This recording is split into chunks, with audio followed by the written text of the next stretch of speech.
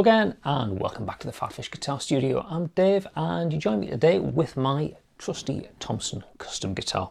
I've had this guitar for years and it's got a few features which other guitars in my collection just simply don't have.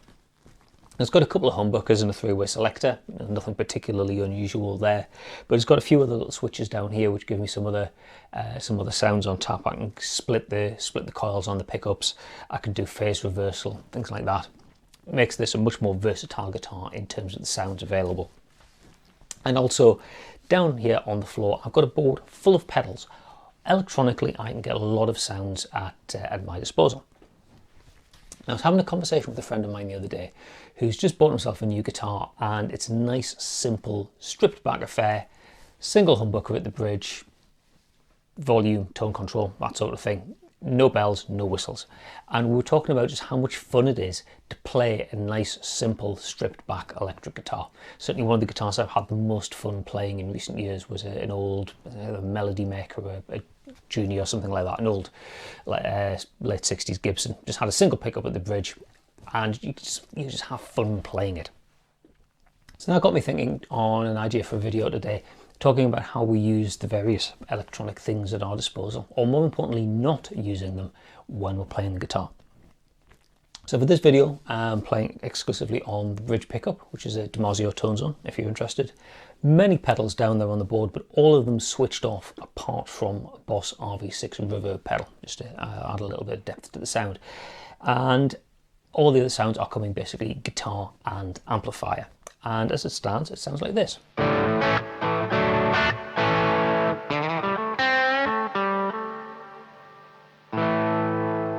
Yeah, not a bad sound. You would say that's clean-ish, just kind of on the edge of breakup.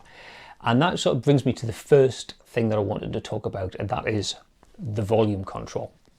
Because if you're like me, a lot of the time, I'm really guilty of doing this quite often. I fall into the trap of the volume control isn't a volume control. The volume control is basically a switch. It's either on full or it's rolled all the way off because I want the guitar quiet so I don't make noise. You know, if I'm like between playing, I'm not hitting the strings, I'm not going to be making noise.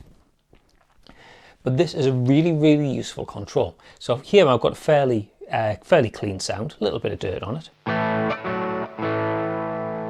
The reason there's a little bit of dirt on it is because I am going into the dirty channel on the amp.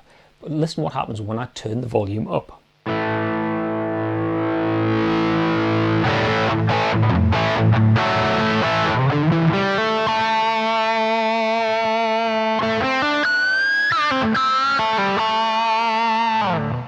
Yeah, that was the dirty channel on full. I haven't stood on any pedals, I haven't brought in any more overdrive. All I've done is turn the volume up from a fairly low setting to full. If you understand a little bit about how gain stages and how overdrive works, it's all about the more signal that goes into the preamp or a gain stage. When it gets to a certain level, you know, it goes beyond a threshold and it starts to break up and it starts to distort. Now, when I was playing there initially, reasonably clean sound. Turn the volume up.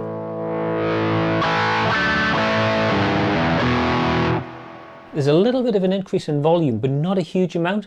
Most of the difference that you're hearing there is actually the amount of saturation, the amount of overdrive in the sound. So basically I'm going into the amplifier with a little bit of signal, and because I'm going into the dirty channel and it's got some gain, there's a little bit of breakup there. But by turning the volume all the way up, there's more signal going in, but because I'm already on a setting on the amp where I'm at a threshold where it starts to break up, it doesn't so much get louder as the extra signal going into the preamp just gives me more gain, more overdrive. So really, if you think about when you're on a dirty channel on the amplifier, or perhaps even using a drive pedal, this is volume control by name, but what it actually is an infinitely variable gain control, and you can use it if you've got a single channel amp or you've got a twin channel amp and you just want to keep it basic, just stay on one channel and not be bound, you know, by stomping on channel change foot switches. You can use the volume control to change the amount of gain, the amount of overdrive that you have. So you don't need an array of drive pedals. You can just do an awful lot with a dirty channel on the amp, and the volume control on the guitar. And this is one of the things I like to do, is to understand, you know, when I'm explaining how overdrive pedals work. In the past I've had people say, oh, shut up, stop explaining things, just let us hear how the pedal sounds. Now I like to explain how the overdrive stages work, because it helps you to understand like the interaction and the relationship between you when you're picking, the signal that's coming out of the pickup, what's going on in the electronics that actually gives you that overdrive sound. So lesson number one, using your volume control as a clean, dirty sort of control with a single setting on the amplifier. Second thing to think about is how we change the voice of the guitar. And typically with a guitar like this, it's got multiple pickups, you'd switch between pickups. So you could go for the bridge pickup for something that really cuts through, and if you want something a bit more rounded, a bit more mellow, you'd go to the neck pickup. That's fine, that's something you do a lot, but you might not always have at your disposal a guitar with multiple pickups. You might have a guitar that only has one pickup. So what do? Well, hopefully the guitar will have another knob down here, which is the tone control. And you can use that in place of a pickup selector. So thinking about the sound here, volume all the way up, so we've got a little bit of dirt on the signal. So with the tone all the way up.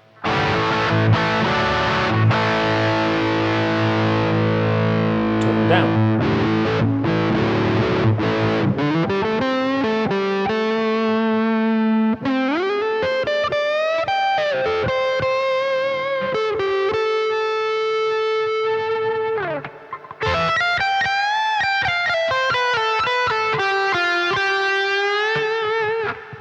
Yeah, so we've got, it's almost like an analog for going between a bridge pickup sound and a neck pickup sound,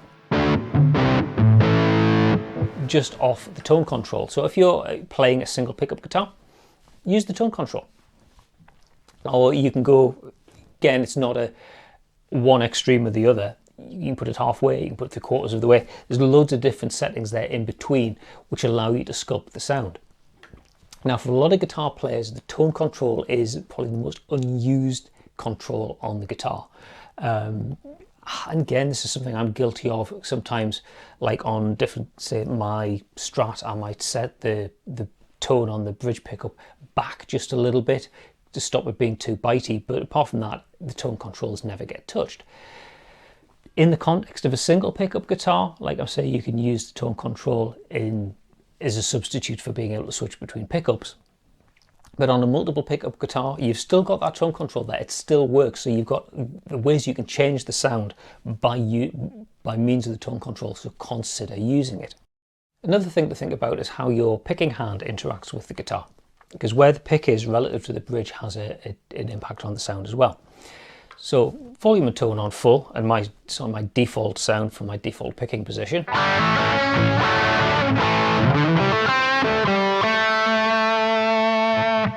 But if I move my hand closer to the bridge, I get something that sounds like this.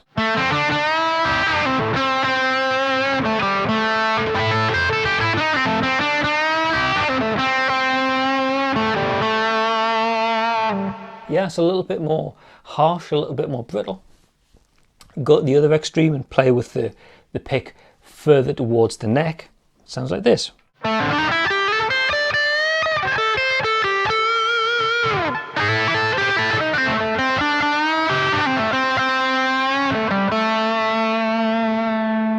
Yeah, different positions.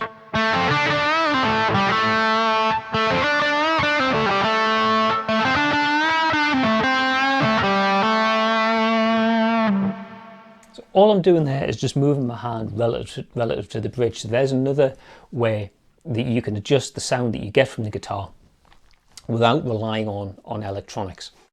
Another thing to think about is what you actually hit the strings with.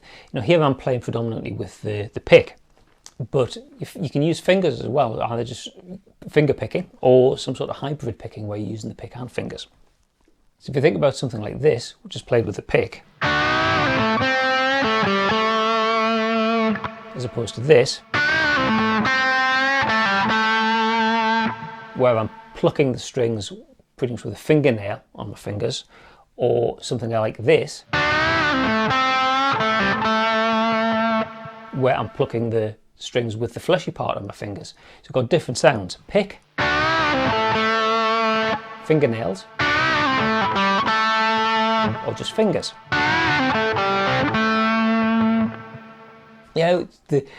The way that your picking hand interacts with the strings affects the sound. So there's another way you can vary the sound that you get from your guitar without having to resort to electronics and all sorts of trickery. So hopefully that's given you some food for thought.